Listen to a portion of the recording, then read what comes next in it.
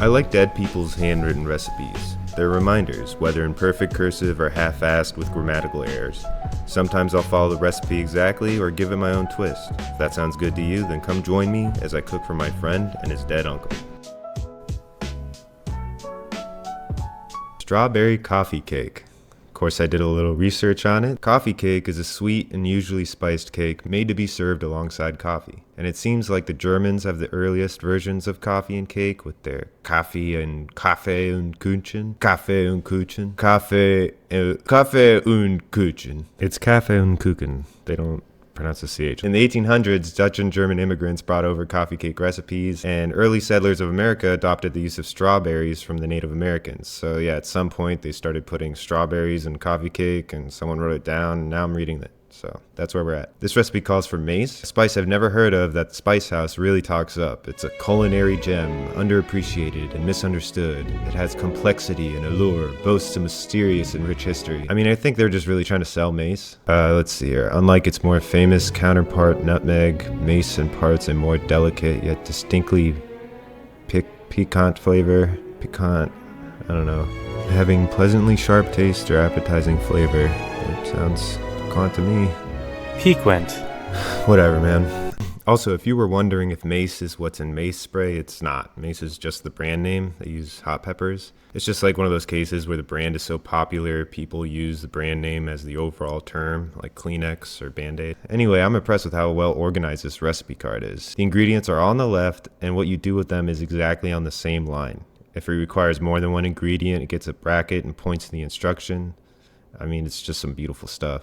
We are going to need milk, strawberries, sugar, nutmeg, cinnamon, egg, flour, salt, cornstarch, butter, baking powder, and an orange. I washed, hulled, and halved the strawberries, and then I made a little sign for you to show you how I feel. But before you can throw away what we built together, I transferred the strawberries to a pan to settle things on my own terms, along with some sugar and water, and cooked them until soft. I added 2 tablespoons of cornstarch to about 2 tablespoons of water to make a slurry, and added that to the berries to thicken, taking it off the heat when it did. In a sift, I put 2 cups of flour, half a cup of sugar, some salt, 4 teaspoons baking powder, 1/4 teaspoon nutmeg, and half a teaspoon cinnamon. Then I sifted it all down. I beat the egg and combined with 1 cup milk, 1/4 cup melted butter, and 1 tablespoon grated orange rind. I really just eyed the amount of that.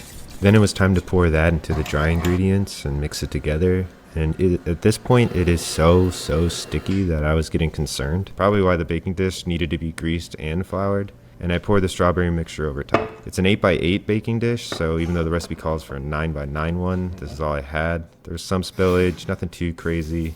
I now own a 9x9 baking dish, so that won't happen next time. And that's about it. Let's serve it up, see what the boys think.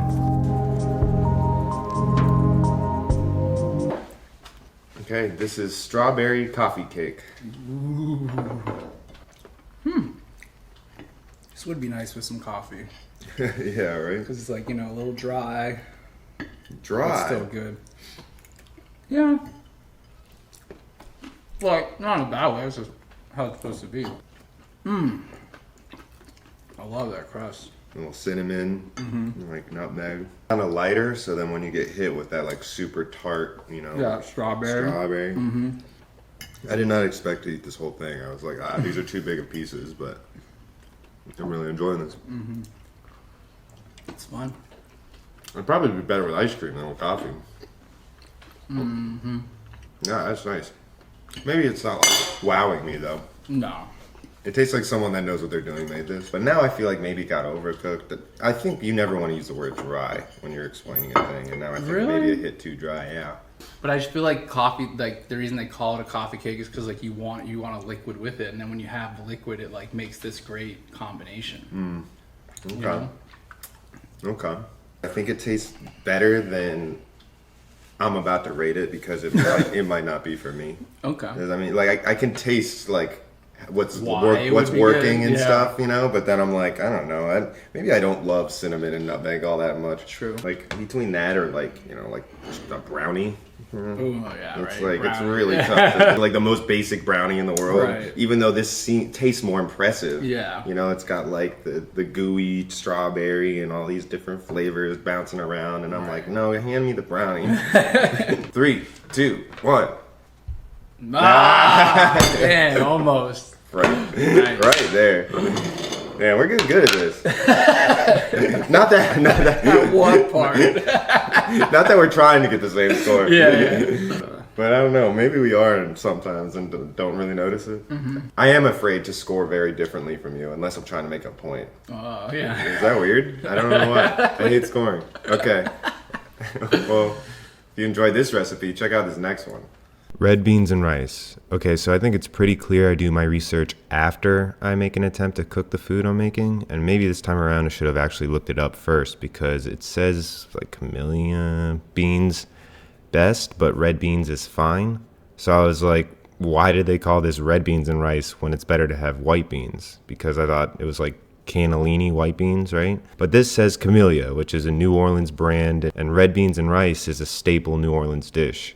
It's traditionally served on Monday, having left the beans to soak over Sunday night. It's a symbol of resilience, a comforting dish made from limited resources. So basically, some of the main parts and historical markers of this dish have been thrown away today. Yikes. But to be fair, the wording was confusing. Camellia bean best, but red beans is fine. Maybe if it said, but any red bean is fine, it would have been whatever. I've made similar dishes with white beans before also. Here's a Camellia brand's website showing a South Louisiana style white beans recipe, which is very similar parts of today's recipe. It includes the Holy Trinity, andouille sausage, you get it. But anyway, let's see if this recipe still holds up. We are going to need red wine vinegar, chicken broth. I didn't use pork shoulder because it should have been pickled or pre-cooked. Bacon, smoked pork shank, which is similar to tasso, andouille, green pepper, celery, cannellini beans, pepper, garlic, yellow onion, rice, thyme, bay leaves, cayenne, and paprika. Okay, the instructions spend way too long on how to cook rice. They have all sorts of rinsing, measuring of water, wrapping the lid in a tea towel. I just put butter and water in the rice maker and got to chopping up the andouille sausage and the smoked pork shank. I also diced the bacon and started rendering it in a Dutch oven. Tossed it in the Holy Trinity, that's green pepper, onion, and celery if you're unfamiliar. And then added in the seasonings, pepper, salt, cayenne, paprika, thyme, bay leaves. I feel like I just listed these. Smashed up some garlic and then the white kidney beans instead of red. Honestly, I think I prefer white beans anyway. The recipe called for 3 cups of broth and 6 cups of water. That just seemed like way too much liquid, so I put in 6 cups of broth total. The last thing to do is put the meat into the pot. The meats are already cooked, so it's just pretty much ready to go immediately. I just stirred it a bit to get everything up to temp and served it over rice. I did remove the bay leaves. Let's see what the boys think. Okay, so this is red beans and rice. Except Looks like white beans. per their instructions, I used not red beans. Huh. Is this a gumbo? No. All I know is that it's red beans and rice. That's what they titled it. I love the sausage, man. Spicy. I mean, it's just great. Look at this piece of fat. Oh my god. You going in? I don't know. I feel like I'm not like reacting with how good I actually think this is. Like, Yeah. I think it's super good. It is really good. Lots of flavor in that sauce. But is it missing something, you think? No.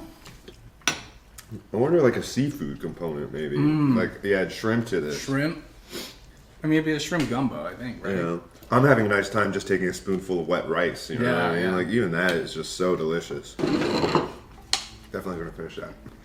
I can't stop. Wow. That's good. I hate scoring. Score. I've said it before, I'll say it again. I hate it. 3, 2. Hold on. Hold on. 1. Yeah. Okay. Nice, yeah. Couldn't give it a 9, but it's fire. It's really good. Like if I paid for this from like a food truck or something, For sure. I'd be like, I gotta go back to this food truck. Restaurant even. Yeah, for some reason it feels more like like a not a sit down sort of vibe in my Right, head. right. It feels too real, you know. Just like It's pre-made. not fancy. Just Yeah, they're slop just it in fucking there. sliding. Take your slop. Take your slop, boy.